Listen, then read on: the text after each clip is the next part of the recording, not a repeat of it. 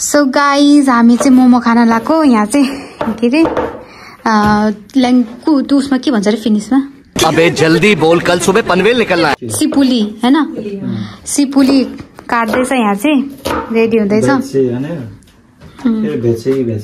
खै के हो अनि यता चाहिँ पिठो मुस्दै हुनुहुन्छ हाम्रो सविता दिदी अनि यता किमा मिक्स गर्दै हुनुहुन्छ यो चाहिँ किमा मात्र है यो हामीले लिडलबाट लिएर आएको किमा चाहिँ यस्तो छ अनि के हो मोमो भाडा दिने दिदीलाई चाहिँ धेरै धेरै धन्यवाद अनि कोक छ अनि पिठो चाहिँ हामीले यो वाला युज गरेको अब बहिनी चाहिँ के गर्ने कटिङ हान सो गाइज हामी चाहिँ अब यहाँ मोमो बनाउन सुरु गरिसक्यौँ है यहाँ दिदीहरूले चाहिँ बेल्दै हुनुहुन्छ बहिनी र म चाहिँ मोमो बनाउने आउन चाहिँ यस्तो गोलोमा त आउँछ यता आउन यस्तो गरेर यस्तो डिफ्रेन्ट सेपको मोमो हुन्छ यहाँ चाहिँ यो बहिनीले चाहिँ चिकनवाला नै बनाएको छ मलाई चाहिँ यो बनाउन आउँदैन बफवाला बनाएको अब म भेजवाला बनाउँछु भेजवाला चाहिँ कस्तो हुन्छ होला नि सिक्नु पर्यो क्या यस्तो गरेर डल्लो बनाउनु आउँदैन कि मलाई आफ्नो घर यो त कहाँ भयो पोकै पार्न आउँदैन अहिले भने यो भेजवाला वाउ बहिनीको झन् कस्तो राम्रो मोमो टाइम यो कतिवटा पुग्यो त्यो त 3 प्लेट पुगिसक्यो होला 36 36 भनेको कति हो कति हो 36 धेरै भएछ त सानो सानो छ नि त मोमो रोज फ्लावर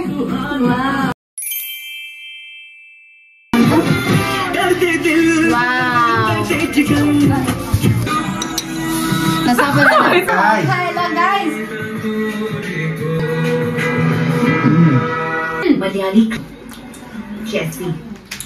मिठो यसरी होइन सिधा के यसरी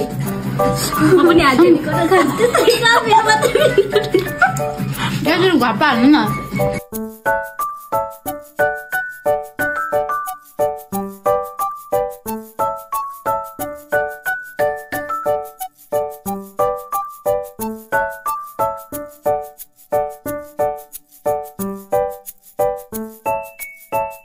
म खान्छ खालि म भर्खरै तातो तातो ल खानु कसले गर्ने हो म मात्रै गर्ने हो नि कसले म त पानी दिइसक्यो अबे तातो भएन डेढा आजरी भयो आज आयो खाएँ ल दिदी तपाईँ खाइदिनु त यो त सेलाइसक्यो नि त सेलाइसक्यो रे के भ्लग गर्नु पर्ने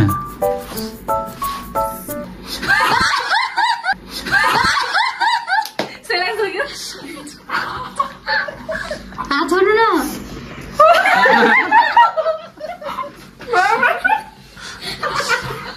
पानी पानी पानी ए मोमो पनि पानीसँग खाँदा घाँटीबाट छिरेर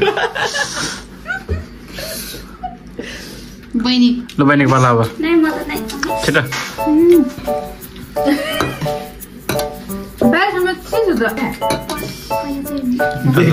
ल बहिनी ल छिटो ल छिटो ए मैले त्यस्तोमा त ज्याम्किजाम खाइन्छ ए सानो खाएर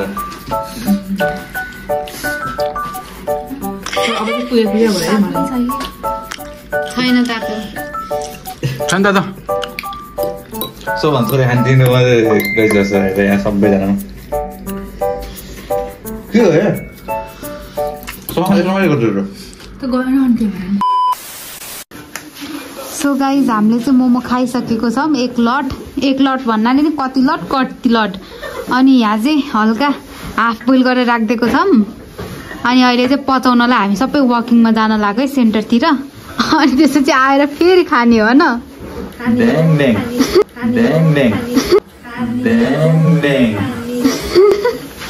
हामी चाहिँ सेन्टरतिर जाँदैछौँ अनि यहाँ बाटोमा हिँड्दा क्यान पनि पाएँ क्यान 2टा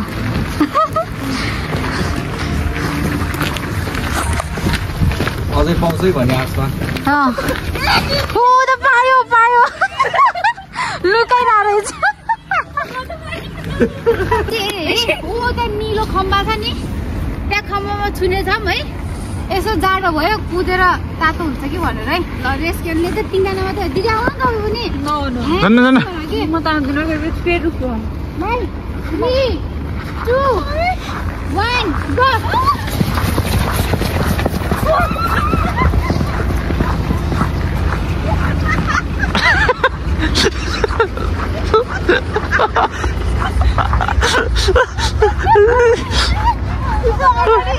त्यही पनि भ्यान योहरूले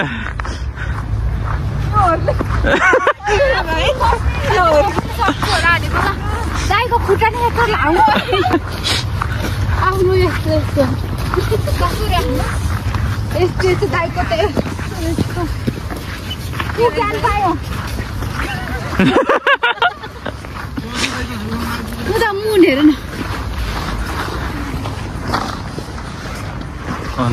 खतरा आउँदो रहेछ है भिड पुरै छाङ्गै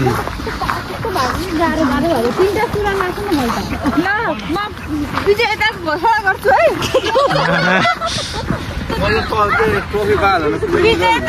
हुनु भएको छ मिस्टर दीपक खड्का धन्यवाद पुरस्कार छैन ट्रफी पुरस्कारको व्यवस्था पनि गरिएको छ एउटा के रे ओलु फोटो रिस्ता होला लेको तिमीलाई जितेको कङ्ग्रेचुलेसन सक्सेसफुल पर्सन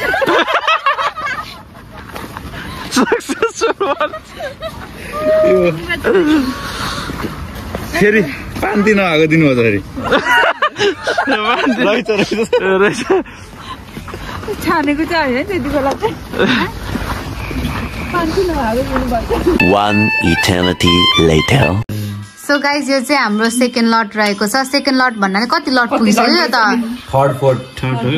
हामी चाहिँ बाहिर सेन्टर घुमेर आएर फेरि खाना आएको अब यहाँ कोक पनि छ अचार पनि अझै छ हो ए अझै 2टा बाँकी छ है कोक पनि टक्क लाएर खाने अचार यहीँ छ अघिनको सो ल सबैजना चेयर्स गरिदिउँ न त तातिँदैछ सबजना तातिसक्यो अघि चाहिँ हामी अघि न फर्स्ट सेकेन्ड लट खाएको चाहिँ हामी पचाउन गएको थियो क्या सेन्टर ल चेयर्स ल 10 करोडको वाइन है फेरि मेरो फेभरेट यो चाहिँ 120 वर्ष पुरानो वाइन हो ग्रेप्स वाइन हो डाइरेक्टली मोमो किमा 2 वर्ष पुरानो क्या बोला तूने मोमो किमा 2 वर्ष विन्टेज खाले अचार 2 वर्ष पुरानो मेरो हजुरबाले बनाउनु भएको कुन चाहिँ मैले जेठ ल्याम्मै हान्देऊ त यो चाहिँ अर्कैवाला है अर्को के अरे यो थर्ड हो कि फोर्थ लटको यो छुट्टै छ किमा अर्कै छ यसमा बन्दा सन्दा धेरै हालेछ नि त धेरै भएर मलाई कस्तो मजा आएछ चपाउँदा पनि चपाउन पनि हाल्छ 200 वर्ष पुरानो ल अब चाहिँ खाएर सकिसक्यो अब अचार फेरि अब कति वर्षसम्म 200 वर्ष पुरानो प्रिजर्भ गरेर राख्नुपर्छ है डिप फ्रिजमा राख्ने डिप फ्रिजमा राख्ने मेरो नाति नातिनालाई हुनुपर्छ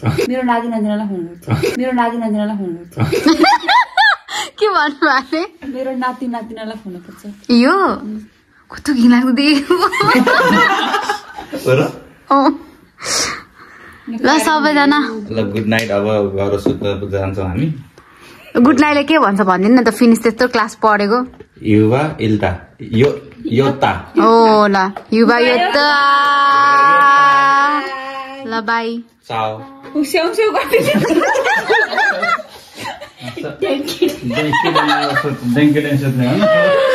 Thank you so much for watching, and don't forget to like, comment, share and subscribe to my channel. Bye bye.